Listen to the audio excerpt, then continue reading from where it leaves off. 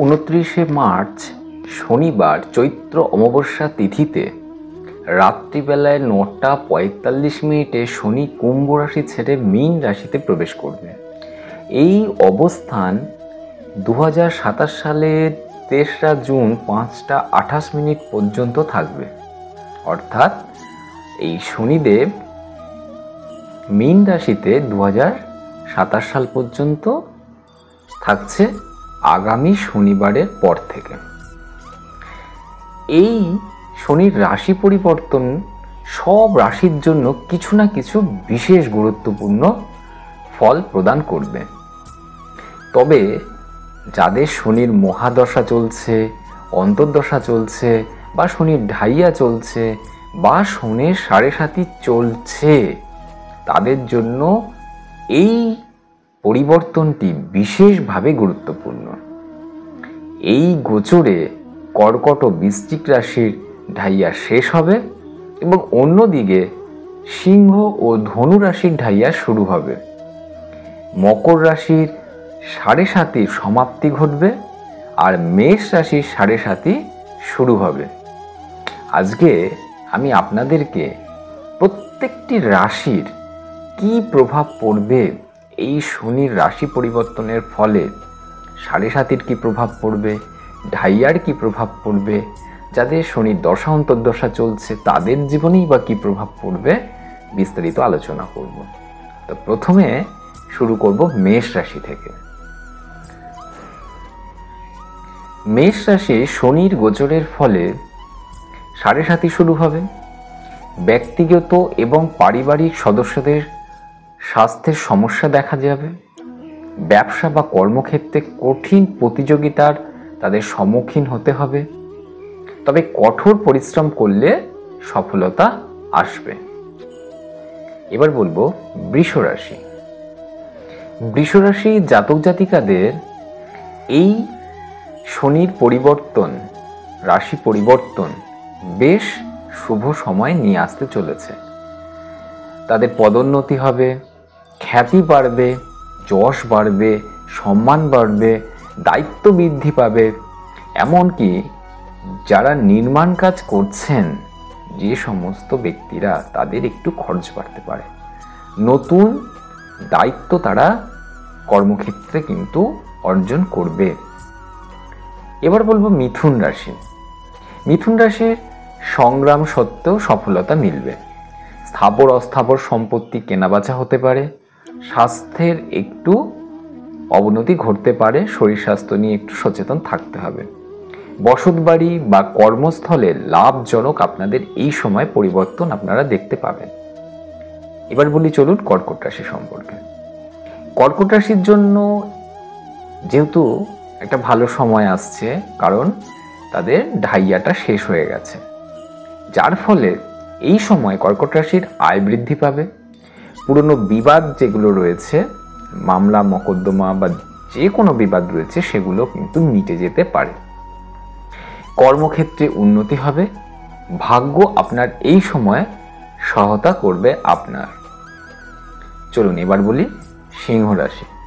সিংহ রাশির জন্য একটু এই সময়টা চাপের হবে, কারণ এই সিংহ রাশির ঢাইয়া শুরু হবে। এই সময় তাদের স্বাস্থ্যের একটু অবনতি ঘটতে পারে। কর্মক্ষেত্রে মান সম্মান হানি মতন পরিস্থিতি তৈরি হয়ে যেতে পারে। প্রতিপক্ষ আপনার উপরে অনেক প্রভাব বিস্তার করবে। তাই এই সময়টা সিংহ রাশির জাতক জাতিকাদের খুব সাবধানতা অবলম্বন করা উচিত। চলুন এবার বলি কন্যা রাশি সম্পর্কে। কন্যা রাশির জাতক জাতিকাদের উন্নতির সময় খুলে যাচ্ছে, অর্থাৎ এই সময়ে তাদের চরম উন্নতি ঘটবে। যারা ব্যবসা বাণিজ্য করছেন তাদের প্রচুর লাভ হবে। যাদের বাড়িতে ঝুটঝামেলা অশান্তি চলছিল, অর্থাৎ পারিবারিক অশান্তি চলছিল, সেগুলো কিন্তু মিটে যাবে। যে কাজগুলি অসম্পূর্ণ এতদিন ধরে পড়েছিল, সেগুলো কিন্তু সম্পূর্ণ হবে। এমনকি আপনাদের এই সময় সম্পত্তি বা প্রপার্টি আপনাদের হতে পারে। তুলা রাশি, তুলা রাশির ক্ষেত্রে দেখা যাচ্ছে কর্মক্ষেত্রে তাদের প্রভাব কিন্তু বাড়বে, অর্থাৎ প্রসার ঘটবে। কাজের জায়গায় পরিবর্তন হবে, নতুন সমস্যা যেগুলো এই পুরনো যে সমস্যাগুলো ছিল সেই সমস্যার কিন্তু সমাধান হবে। যারা ঋণ বিষয়ে ঋণ নেওয়ার জন্য বহুদিন ধরে চেষ্টা করছিলেন, লোন নেওয়ার জন্য, তারা কিন্তু সেই সমস্যাগুলো মিটে যাবে এবং আপনারা লোন পেয়ে যাবেন। এমন পরিস্থিতি যেখানে আপনার অনেক প্রতিকূলতা তৈরি হয়েছিল, সেই সমস্ত প্রতিকূলতা থেকেও আপনি বেরিয়ে আসতে পারবেন এবং আপনি লাভবান হবেন এবং আপনি জয়ী হবেন। এবার বলি বৃশ্চিক রাশি সম্পর্কে। বৃশ্চিক রাশি জাতক জাতিকাদের শুভ এবং অশুভ দুই ধরনের ফল মিলবে। কর্মক্ষেত্রে ব্যস্ততা যেমনি বাড়বে, তেমনি স্বাস্থ্যের ক্ষেত্রে কিন্তু একটু অবনতি দেখা দেবে। আবার কর্মক্ষেত্রে হঠাৎ করে কিন্তু অবনতিও দেখা দিতে পারে।